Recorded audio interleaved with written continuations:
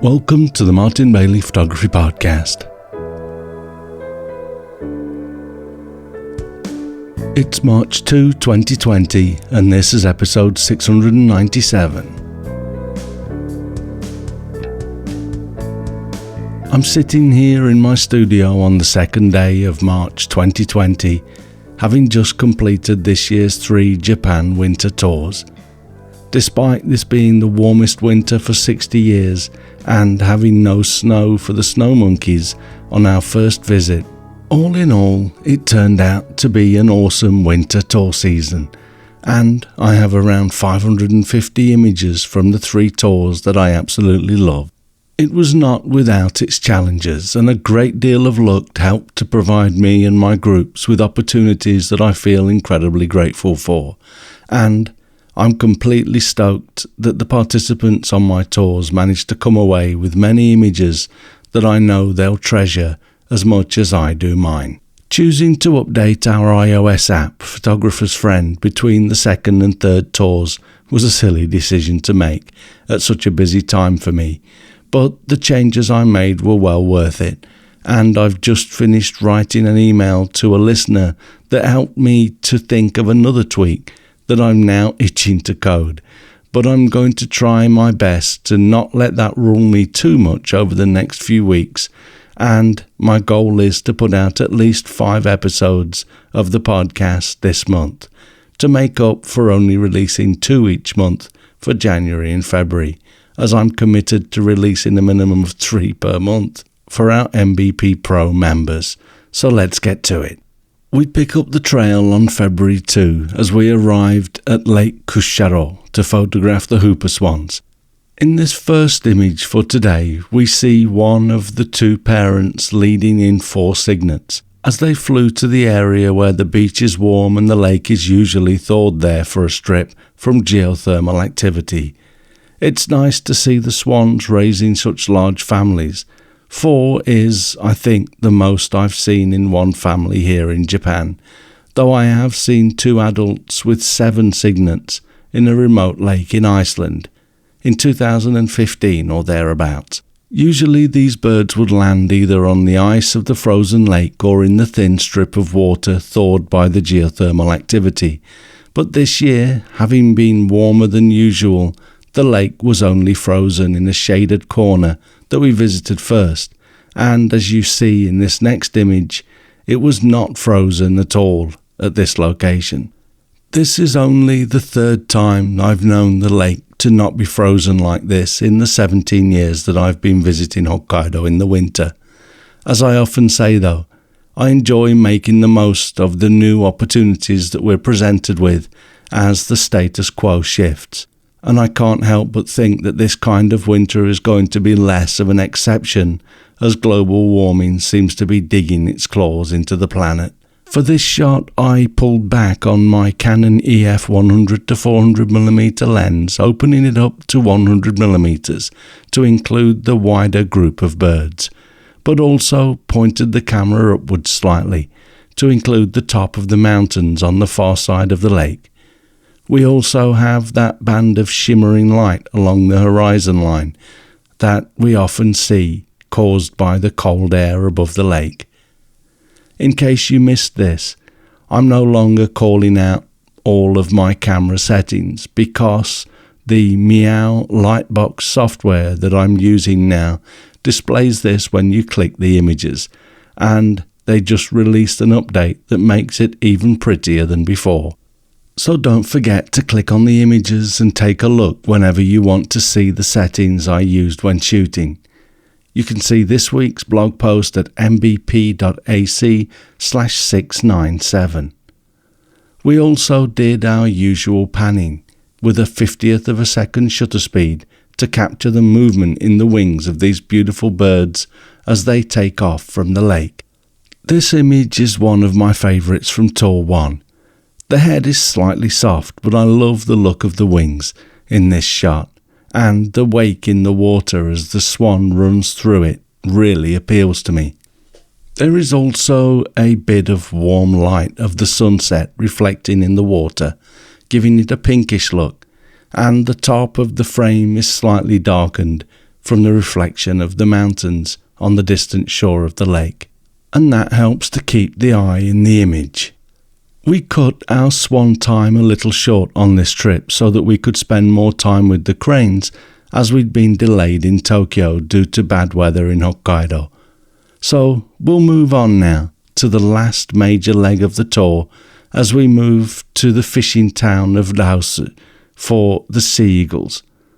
As usual though, on our way out of town we stopped briefly at Iozan, or Sulphur Mountain, for our group photo and to quickly shoot the apocalyptic fumaroles there.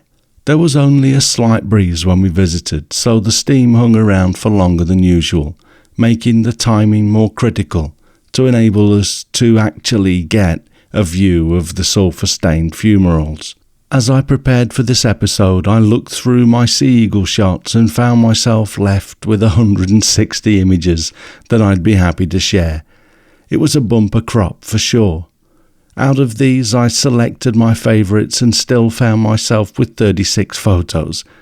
I don't want to bore you with shot after shot of sea eagles, as magnificent a bird as they are, so I'll skip the first day of eagles and we'll come back to them in a moment. On our second visit to the Notsuke Peninsula while in Laosu, we were able to photograph this beautiful, proud-looking northern red fox sitting on top of some tetrapods.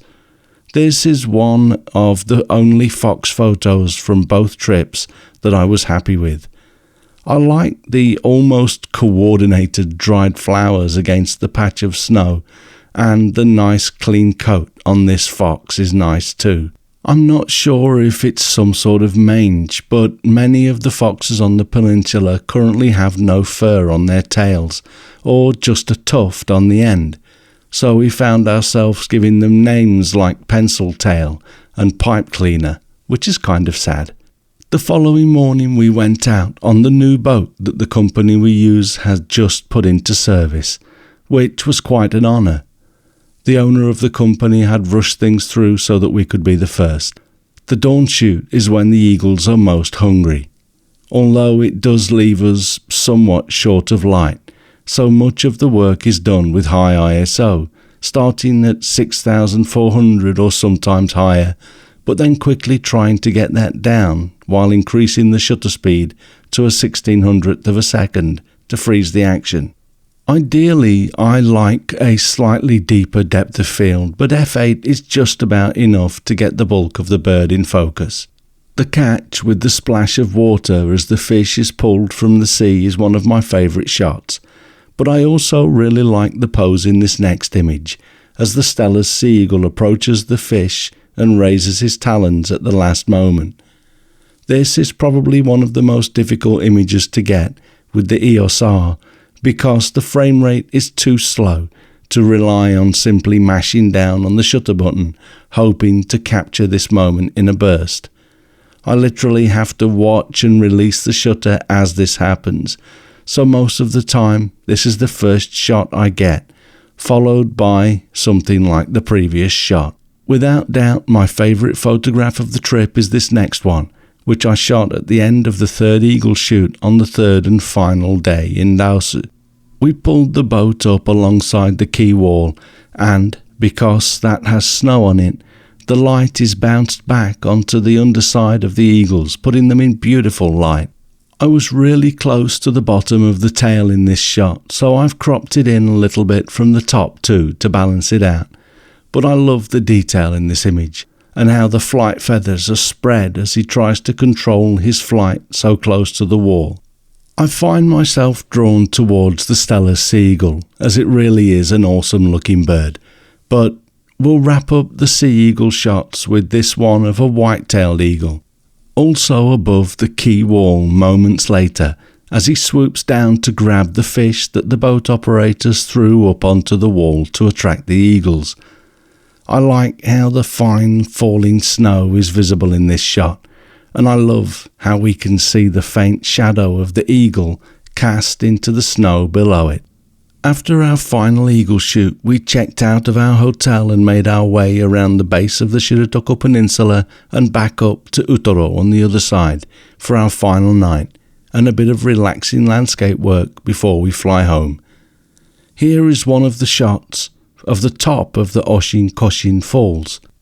I often make my photos of these falls black and white because there's usually a lot of black rock showing through, but on this visit the back of the falls was also frozen, and perhaps it was light bouncing around from that ice, but the ice around the falls was glowing with a beautiful faint glacial blue that I had not seen before, and I certainly didn't want to remove it, so this year's shot stays in colour. As usual, I recorded a comment from each of the participants as we ended the tour, which I'll include for you now. Okay, so here we are at the end of the first of the 2 wildlife trips for 2020, and we're going to go around the bus and get a comment from each of the participants. So, Fahad, would you like to say a few words? Hello, and my name is Fahad from Kuwait. I am happy in working with Mr. Martin in Hokkaido, in Japan, Snow Monkey. Very, very professional and good information and good place and good hotels. Thank you, Mr. Martin. Thank you. Thank you. Hi, I'm Anil from California, and this is my first trip to winter photography in Japan. And it was really great to have Martin around, call out the ISOs for us with the f-stops and shutter speed. It definitely helped me get much better pictures, and I would definitely recommend the trip. Okay, thank you. Hi, Lynette from South Australia. Highly recommend this trip. I had a fabulous time. First time in Japan, and I look forward to coming back. Thank you, Martin. Thank you. Nancy? Hi, I'm Nancy from Columbia, South Carolina, United States of America. And I had a wonderful time on Martin's wildlife tour of Japan, and everything went smoothly, professionally, and Yukiko took great care of us getting some arrangements at the last minute, and everything was wonderful. I too highly recommend it. Oh, thank you very much. So, Pamela. Hi, I'm Pamela Wagner from USA, Colorado, and Martin has taken my photography to a whole new level. He's very patient and very knowledgeable, and I highly recommend his tours. Oh, thank you. Thank you very much. Sarah, come on. I'm Sarah Zalen from Colorado. My first time on one of Martin's trips, and there I will be on another one. He's a great teacher. He's very patient and a great sense of humor. Oh, thank you very much. So, who wants to go? Tony, do you want to go? Okay. I'm Tony from Australia. I think Martin's course, his course is very well structured. You start off with the snow monkeys, work your way up to the sea eagles, and you end up taking photos that you never thought you'd be able to do beforehand. I highly recommend it. Oh, thank you very much. Bill. I'm Bill Jochimson from California. I enjoyed the wildlife that Martin got to us, but I also enjoyed the Japanese culture and the insight that we got from that. Thank you very much. Okay, thank you. Okay, Pam. Hi, this is Pamela from Australia. This is my third tour with Martin, and this trip to Japan has been the most extraordinary opportunity to photograph Japan's magnificent wildlife and environment, and I couldn't recommend it more highly to you. It's also been great fun. Oh, good stuff. Thank you. Connie, would you like to say a few words? Hi, I'm Connie from San Francisco, California, and it's my first tour with Martin, and he is really organized and include so much wildlife, and more importantly, I'm going to go home with some really good technical skills to improve my photography. Thank you. Thank you. Sue. Yeah, hi. Sue from Melbourne, Australia. We did the landscape tour a couple of weeks ago, so now on the wildlife one. Both tours had a great mix of Western and Japanese accommodation and food, which was unexpected, so that was lovely. From a photography point of view, Martin was there to answer all our questions. Now I can shoot on manual, which I couldn't do before. Oh, brilliant. Fingers crossed. Yeah. Stunning winter scenery and wildlife. Cranes were an absolute favourite here. And also thanks to Yukiko and also our driver. Okay, thank you very much. Mark, you want to say something? Mark Pearson from Victoria, Australia. Second tour with Martin, following on from the landscape tour. Had a great time. We saw great wildlife from the monkeys through the cranes, whooper swans, and topping it all off, shooting eagles out on the bay was just fantastic. It's been a great experience, and all the time you're learning about how to use your camera a lot better than when you started. And the accommodation we had, couldn't ask for better. It was really well done. Okay, thank you very much. Hi, I'm Rob from San Francisco. I agree with everything everybody else said already. I'm the last in the tour here.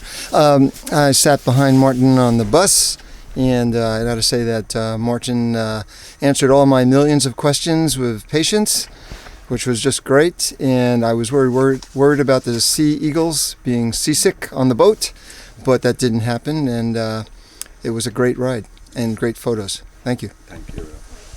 Yukiko, you want to say something? Yes, I'm Yukiko from Yokohama. First of all, I would like to say thank you very much for every guest for your understanding and great help to me. Thank you very much. You helped everybody. Thank you for everything Thank you you did. very much. Okay, so and finally, our driver down here, one last time. Let's give our driver a round of applause for being great. Okay, thank you, folks. It was great to hear from everyone there. Thanks so much for your kind words, folks. This year was actually the last time for now that I plan to run the second tour that we'll talk about next week, because some of the locations that we visit are now so crowded that I don't think it really works at the moment. Because of that, the one trip that I am planning in 2021 is already full, and I have now started to take bookings for the 2022 Snow Monkeys and Hokkaido tour and workshop. I will decide whether to make the third Japan winter tour a wildlife or landscape trip based on information I gather in the coming months, but I am doubtful that it will be a wildlife tour. So if you would like to join me in Japan for the winter wildlife, please check out the details at mbp.ac/ww2022. Or if you are listening to this way into the future, check out the most recent available tours in the Tours and Workshops menu at the top of the page at martinbaileyphotography.com. Thanks very much for listening today. If you enjoyed this podcast, please share a link with your friends. Subscribe in iTunes or your favourite podcast program to ensure uninterrupted delivery. If you have a moment to rate the podcast or leave us a review in iTunes, that helps to keep us relevant in the huge number of podcasts out there now. You can find me on Instagram, Facebook, Twitter and LinkedIn, and links to everything I'm up to are at martinbaileyphotography.com, so do drop by and take a look. I'll be back next week with another episode, but in the meantime, you take care and have a great week, whatever you're doing. Bye bye.